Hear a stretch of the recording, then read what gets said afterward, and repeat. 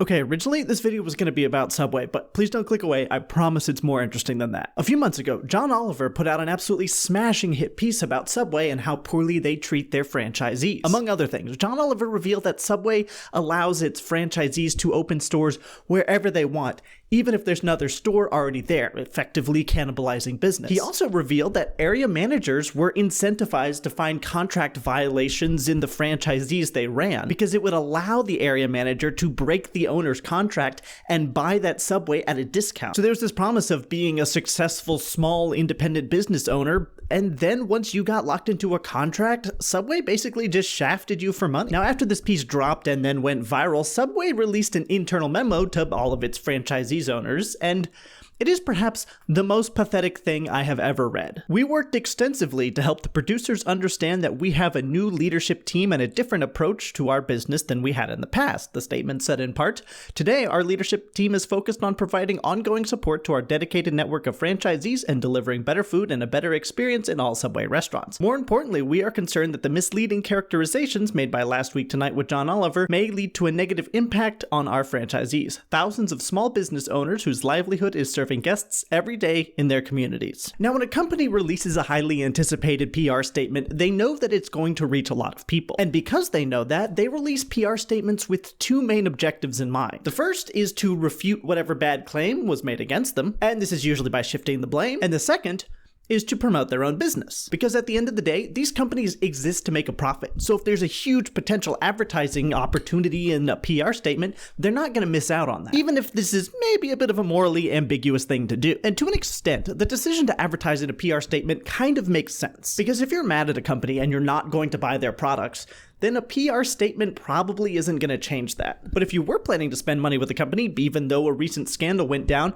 once again, probably a PR statement isn't going to change that. So companies pretty much just stand to gain by advertising in their PR statements to reach a wider audience and become front of mind for a lot of people. Now, with those 2 points in mind of not taking responsibility, number one, and number two, doing a little bit of advertising, let's take another look at Subway's statement. In this first part here, they say they've got a new leadership team that's got a different approach to what they did in the past. And that fulfills the first part of the statement that I had mentioned, which is shifting responsibility away from themselves. And here in the second part, they say they're worried about the negative impact this will have on their franchises, which are thousands of small business owners serving their local community. And this is essentially an advertising ploy because they're advertising the fact that they are helping franchise and create small local businesses that serve a smaller community. Small business ownership and support is pretty popular in the modern dialogue, and so Subway's making that plug that they are helping small businesses to open up and be active and be profitable in their communities. And my issue with this statement is Subway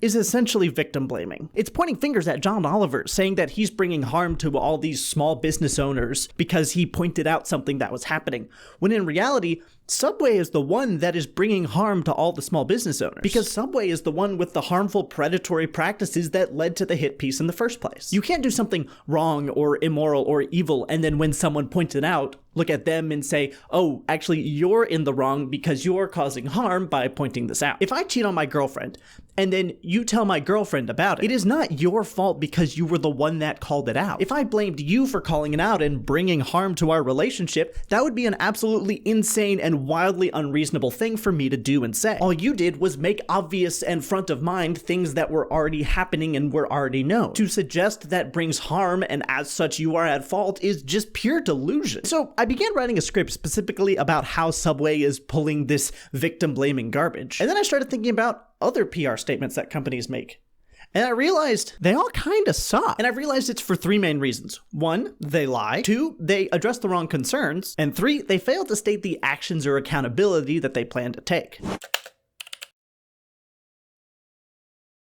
I don't think anyone is surprised when big companies lie, but from the perspective of the company, it makes sense to lie and say that something didn't happen, even if it did, because the burden of proof then goes from the company over to the person who's accusing them of whatever it is. A recent example of this would be the Tesla that went crazy in China. The owner claims that he was slamming the brake pedal the entire time trying to get the car to stop, but Tesla very quickly came out with a statement saying that the throttle was being pressed the entire time and that the brake wasn't initiated at all. But it doesn't matter if that's actually true or not. The burden of proof falls on the driver to show that he wasn't at fault. This is a very consistent pattern with big companies that either mess something up or have something crop up that might might harm their image and cause their stock prices to fall. Just look at Balenciaga and their scandal. See, they claimed that they didn't know that prop was being given to children, and they also claimed that no one from Balenciaga approved the ads before they went live, which is obviously not true. And I don't think anyone fell for it either. There's no world in which one of the most famous fashion brands in the world would let someone post unreviewed ads on their behalf. I work for a marketing company, and for our big clients, there's very extensive review and QA before we launch any advertisements to avoid this very specific issue. And the lawsuit that they filed against the production company they claimed was at fault, yeah, they dropped that 2 weeks after filing. It was never meant to go anywhere or do anything. It was just a PR stunt to make it seem like they were taking serious action against this horrible thing that they had no control over. You know, a hard line against the people that put kids in danger. I say this a lot in my videos, but companies exist to make money. They don't particularly care about you or anyone else. And because they exist for profit, which is not necessarily a bad thing, by the way, but it does lead to this kind of gray area where they're pretty much allowed to lie like this in order to maintain their stock prices. However, while the lying is often deliberate and intentional, I've also noticed that companies, when they do put out a statement, often, and I believe unintentionally, entirely miss the point of why people are upset. They just address the wrong concerns. For example, Wells Fargo has had a decades-long PR crisis when it came out that they were committing fraud against basically all of their customers. They were doing things like setting up millions of bank accounts without the permission of the customers, setting up millions of credit cards, also without the permission of the customers, and selling banking services to the customers without the customer knowing that they were paying for it. And this obviously tanked a lot of their customers' credit scores. This finally came to fruition in the last couple weeks, and Wells Fargo has had to pay $3.5 billion both in civil penalties and customer reimbursement. And then they issued a statement about it on their website that completely misses the point. The statement says, "As we said before, we and our regulators have identified a series of unacceptable practices that we have been working systematically to change and to provide customer remediation where warranted. This far-reaching agreement is an important milestone in our work to transform the operating practices at Wells Fargo, and to put these issues behind us. Our top priority is to continue to build a risk control infrastructure that reflects the size and complexity of Wells Fargo, and to run the company in a more controlled and disciplined way.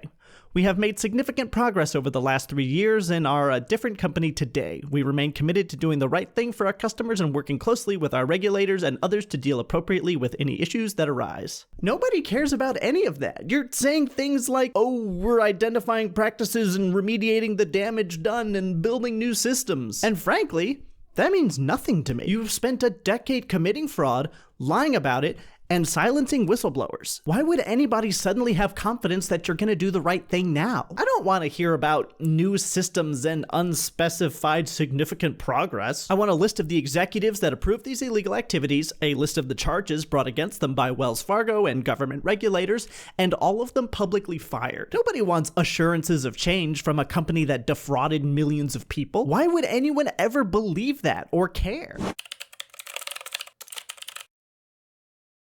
And for the last point of failing to take accountability or state the actions they plan to take, it's pretty much present in this statement as well. As you can see, they don't really give anything concrete. They just say, don't worry, we're fixing things and changing processes. And there's no guarantee of that. And there's no way that customers will be able to verify that that's actually happening. It just sounds really good.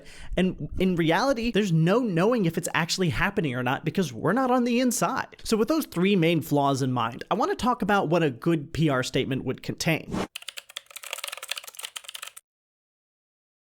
A good PR statement would contain four main elements. 1, a specific admission of guilt and why it was wrong. 2, an apology for the wrongdoing. 3, proof that the people who committed the wrongdoing have been duly punished. And 4, actionable, trackable steps about policy or administrative changes that people outside the company can track and hold the company accountable for. Now, let's put this into practice with Starbucks. In 2018, there were 2 black people inside of a Starbucks that were meeting a third friend of theirs, but they sat down without buying anything. One of the employees told them to buy something or leave, and when they didn't, he called the police, and the police came and escorted them out in handcuffs, but thankfully no one was ever charged. Now, this was widely condemned as racist, and Starbucks put out a pretty nothing burger of a statement on the entire situation. "We apologize to the 2 individuals and our customers and are disappointed this led to an arrest. We take these matters seriously and clearly have more work to do when it comes to how we handle incidents in our stores. We are reviewing our policies and will continue to engage with the community and the police department to try and ensure these types of situations never happen in any of our stores." There's not a single actionable step taken there. All they do is promise they're going to review their policies policies? As if somewhere in the Starbucks policy it says to kick out black people? And so Starbucks is like, oh, doggone it, we should probably take that line out. Policy has nothing to do with any of this. It's just racism. But with our 4 criteria, let's try and write them a better statement. For a specific admission of guilt, it could look something like this. Yesterday, one of our managers called the police on 2 black people without cause. These men brought no harm to anyone in or around the building, and the actions taken by the manager were entirely wrong. Next, we have the apology part. We apologize to the customers and, most importantly, to the 2 men involved and have specifically reached out to them in earnest. Next, we give proof that the people responsible have been punished. The manager who called the police has been terminated. Short and sweet. Now, for the actionable steps, I think they actually did the right thing. The CEO ended up flying to that location and speaking with law enforcement and to the individuals that were involved, and Starbucks shut down all of their stores on some random Tuesday and gave racial sensitivity training to all of their employees. So we'll give them that one. I think most people aren't interested in corporate mumbo-jumbo about policies and reviews. I think this generation, more than ever, wants to see things actually change. We want to see things change and be better for the people that historically haven't had things be particularly good for them, based entirely on stuff outside of their control. And so what we also want to see is you loving all of the people around you. I'll catch you next video.